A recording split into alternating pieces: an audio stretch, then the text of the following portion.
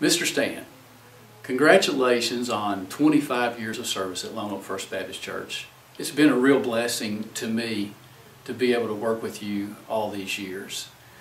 There's a lot of funny stories that I would like to share concerning Mr. Stan's ministry. There's some really funny ones. But in order to protect the innocent, I have to leave some of those stories out. I do have a particular story that I want to share with you. Very early in Stan's ministry, first few months, our staff was finally put together. We had a full staff, and we needed to go on a staff retreat. It was in order to plan the entire calendar for the year. And so we went over to Land Between the Lakes and spent some time there at the Kentucky Dam Lodge. And one day we planned almost the whole calendar for the church. At the end of that meeting, we were going to go over to Willow Pond, over in Aurora, Willow Pond Restaurant, in order to eat dinner that night. Well, Willow Pond in those days, maybe they still do, have all-you-can-eat catfish. And several of us on the staff were fairly big eaters. And here's this little guy, Mr. Stan, that weighed about 145 pounds, and he's real skinny, and I didn't think maybe he would eat very many fish.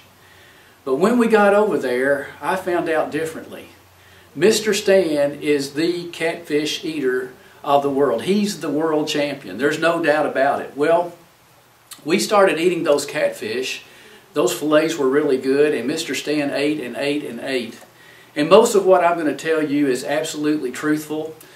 Maybe I'm exaggerating just a little, but Mr. Stan must have eaten 30, 40, 50 of those catfish fillets. In fact, the waitresses began to talk about all the food that he was eating.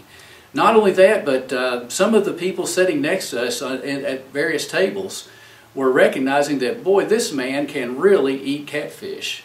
In fact, before we left, the owner came out to see who this guy was that was eating all the catfish fillets. Well, we talked about it as a staff for days, and a few weeks later, we had a 55-plus luncheon.